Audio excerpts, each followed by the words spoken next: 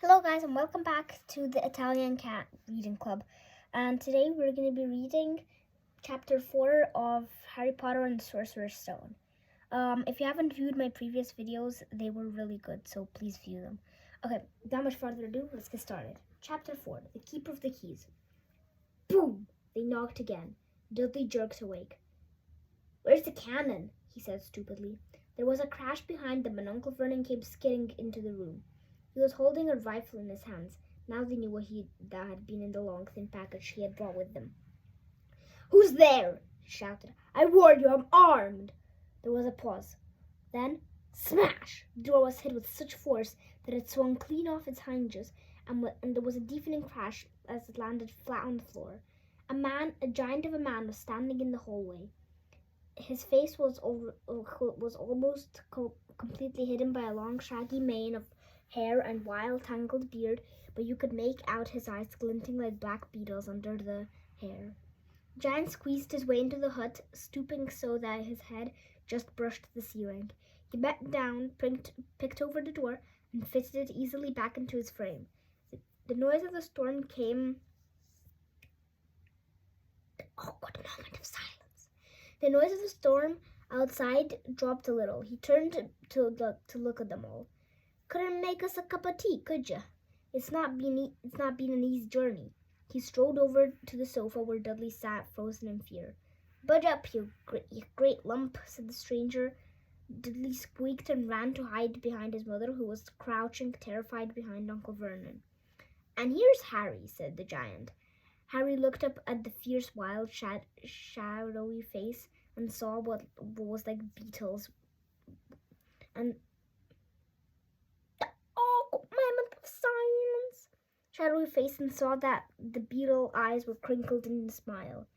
"Last time I saw you, you was only a baby," said the giant. "You look a lot like your dad, but you've got your mum's eyes." Uncle Vernon made a funny rasping noise. "I demand that you leave at once, sir. You're breaking and entering." "Ah, shut up, Dursley, you great prune," said the giant. He reached over to the back of the sofa, jerked the gun out of Uncle Vernon's hands, bent it into a knot as easily as if it had been made out of rubber, and threw it into the corner of the room. Uncle Vernon made another funny noise, like a mouse being trodden on. "Anyway, Harry," said the giant, turning back to the Dursleys, "I'm very happy, and a very happy birthday to you. Got some for you here. I might have sat on it at some point, but it'll taste all right." From inside a pocket of his black overcoat, he pulled out a slightly squashed box. Harry opened it with trembling fingers. Inside was a large sticky chocolate cake with "Happy Birthday, Harry" written on it, in green icing. Harry looked up at the giant. He meant to say thank you, but the words had got lost in his mouth, and what he said instead was, "Who are you?" The giant chuckled. "True, I haven't introduced myself. Rubus Hagrid, keeper of the keys and grounds at Hogwarts." He held out an enormous hand and shook Harry's whole arm. "What about that tea then, eh?" he said, rubbing his hands together. I would not say no to something stronger if you've got it, mind." His eyes fell on the empty grate with the shriveled up cheese chipbacks in it, and he snorted. He bent down over the fireplace. He couldn't see what he was doing, but when he drew back a second later, there was a roaring fire there. It filled the whole damp hut with flickering lights, and Harry felt the warmth wash over him as though he'd just sunk into a hot bath. The giant sat back down on the sofa, which sagged under the weight, and began taking all sorts of things out of his coat. A copper kettle, a squashy package of sausages, a poker, a teapot, several chipped mugs, a bottle of some amber liquid that he took a swig from before making tea. Soon the hut was full of the sound and smell of sizzling sausages. Nobody said a thing while the giant was working, but the awkward moment of silence. But the first 6 fat, juicy, slightly burned sausages from the poker, Dudley fidgeted a little. Uncle Vernon said sharply, "Don't touch anything he gives you, Dudley." The giant chuckled darkly. "Your great puddin' of a son don't need fattening any more, Dursley, don't worry." He passed the sausages to Harry, who was hungry and had never tasted anything so wonderful, but he still couldn't take his eyes off the giant. Finally, as nobody seemed to explain anything, he said, I'm sorry, but I still don't know who you are. The giant took a gulp from his tea and wiped his mouth with the back of his hand. Call me Hagrid, he said. Everyone does. And like I told you, I'm the keeper of the keys at Hogwarts. You'll know all about Hogwarts, of course. No, said Harry. Hagrid looked shocked. Sorry, said Harry quickly. Sorry, barked Hagrid, turning to stare at the Dursleys, who shrank back into the shadows. It should be them who should be sorry. I knew you wouldn't get in your letters, but I never thought you wouldn't even know about Hogwarts, for crying out loud. Did you ever wonder where your parents learned it all? All what? Asked Harry. All what? Hagrid thundered. Now just wait 1 second. He leapt to his feet. In his anger, he seemed to fill the whole hut. The Dursleys were cowering against the wall. Do you mean to tell me, he growled at the Dursleys, that this boy knows nothing about anything? Harry thought this was going a bit far. He hadn't been to school after all. The awkward moment of silence, and his marks weren't bad. I know some things, he said. I can, do math and stuff. But Hagrid simply waved his hand and said, about our world. I mean, your world, my world, your parents' world. What world? What world? Hagrid looked as if he was about to explode. Dursley! He boomed. Uncle Vernon, who had got very pale, whispered something that sounded like Mimblewimble. Hagrid stared wildly at Harry. But you must know about your mum and dad. I mean, they're famous. You're famous. What? My mum and dad weren't famous, were they? You don't know.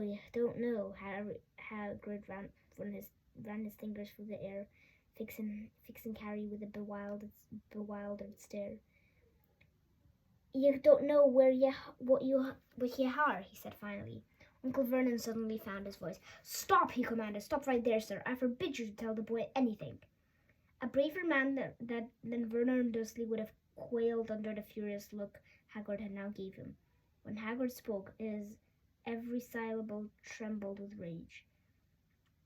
You never told him what was in the letter Dumbledore left him. I was there. I saw Dumbledore leave it, Dursley, and you've kept it from him all these years. Kept what from me? Said Harry eagerly. Stop, I forbid you! Yelled Uncle Vernon in panic. Aunt Petunia gave a gasp of horror. Ah, go boil your heads, both of you, said Hagrid. Harry, you're a wizard. There was silence inside of the hut. Only the sea and the whistling wind could be heard. I'm a what? Gasped Harry. A wizard, of course, said Hagrid. And a thumping good un, I'd say, once you've been trained up a bit. With a mum and dad like yours, where else could you be? And I reckon it's about time you read your letter. Harry stretched out his hand to take the yellowish parchment envelope addressed in emerald green to Mr. H. Potter, the floor, hut on the rock, the sea. He pulled out the letter and read, Hogwarts School of Witchcraft and Wizardry. Headmaster Albus Dumbledore, Order of Maryland, First Class, Grand Sorc, Chef Warlock, Supreme Mugmump, International and Confed of Wizards. Dear Mr. Potter, we are pleased to inform you that you will be accepted of the School of Witchcraft and Wizardry. Please find enclosed a list of necessary books and equipment. Term begins on September 1st. We await your owl button by no later than July 31st. Yours sincerely, Minerva McGonagall, Deputy Headmistress. Questions exploded inside of Harry's head like fireworks, and he couldn't decide which to ask first. After a few minutes, he stammered, What does it mean, they await my owl? Galloping Gorgons, that's remind me, said Hagrid, clapping a hand to his forehead with enough force to knock over a cart horse. And from yet another pocket pulled out an owl, a real live, rather ruffled-looking owl, a long quill, and a roll of parchment. With his tongue between his teeth, he scribbled a note that Harry could read upside down. Dear Professor Dumbledore, given Harry his letter, taking him to buy his things tomorrow. Weather's horrible. Hope you're well. Hagrid rolled up the note and gave it to the owl, which clamped it in his beak, went to the door, and threw the owl out into the storm. Then he came back and sat down.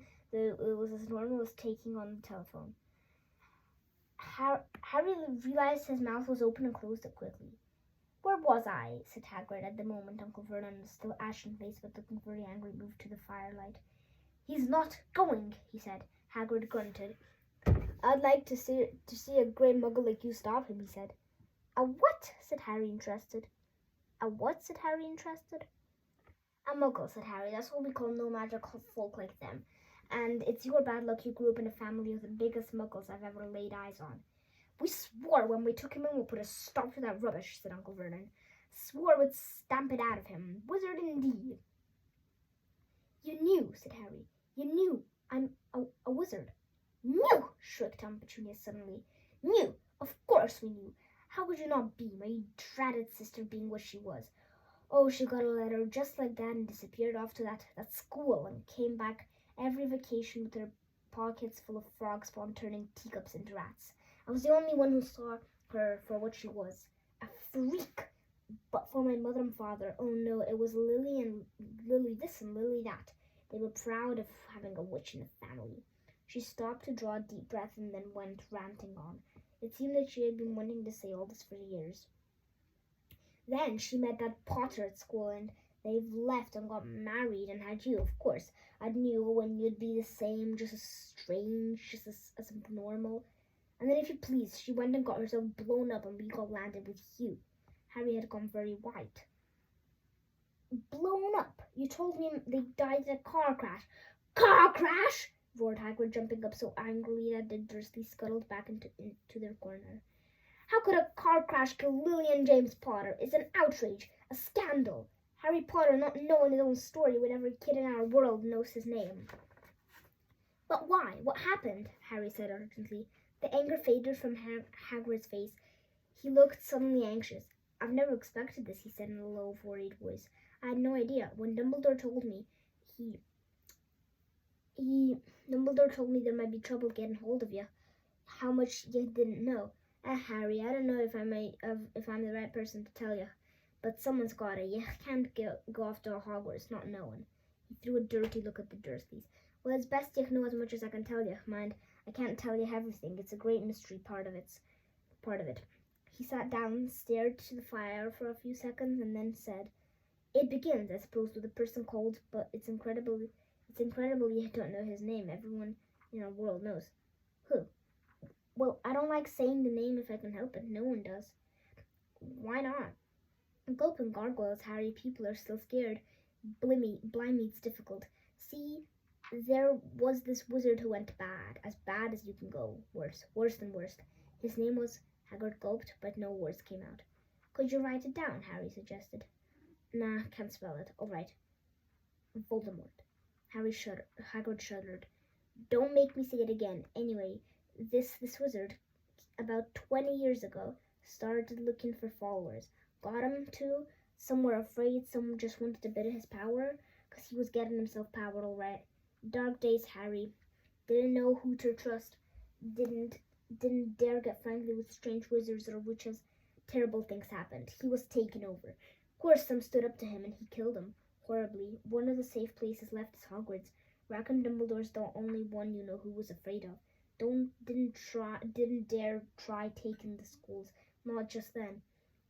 Now, your mum and dad were as good as a witch and wizard as I ever knew. Head boy and head girl at Hogwarts in their day. Suppose the mystery is why you-know-who never tried to get him on his side before. Probably knew they were too close to Dumbledore to want anything to do with the dark side. Maybe he thought he could persuade him. Maybe he wanted him out of the way. All anyone knows is he turned up in the village where you all were.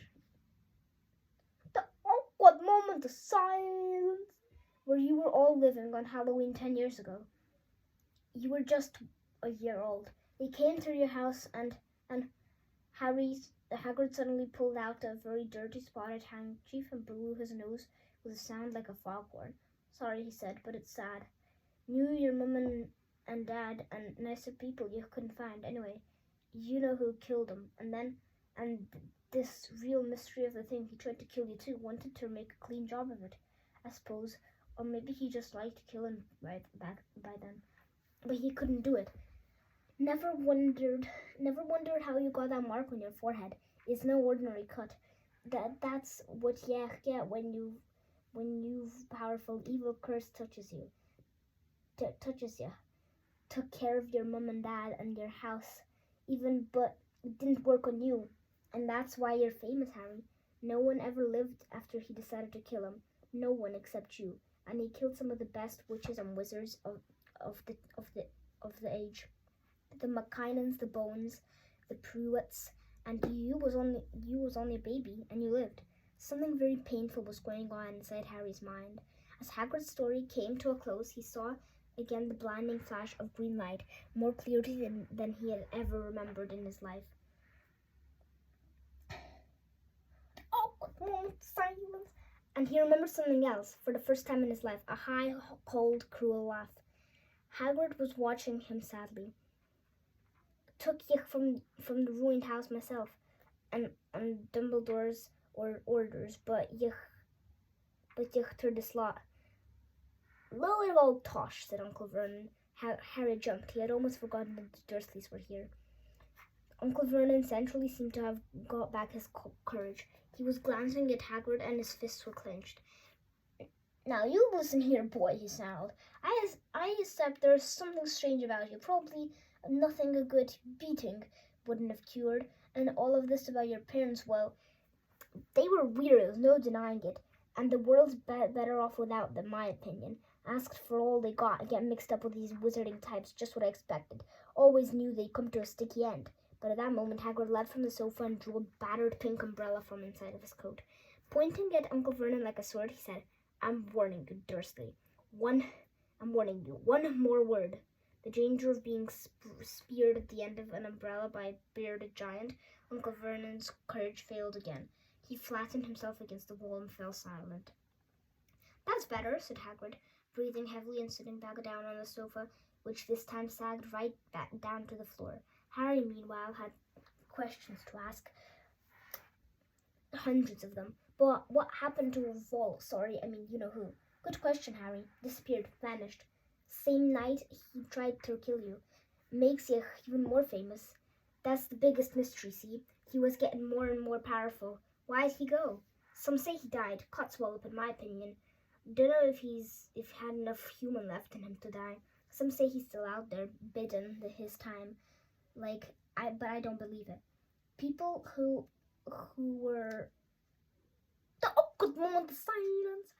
People who were on his side came back to ours. Some of them came out of kind of trances.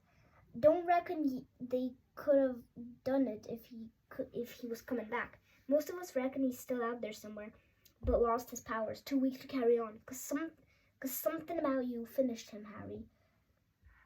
There was something going on that night he hadn't counted on.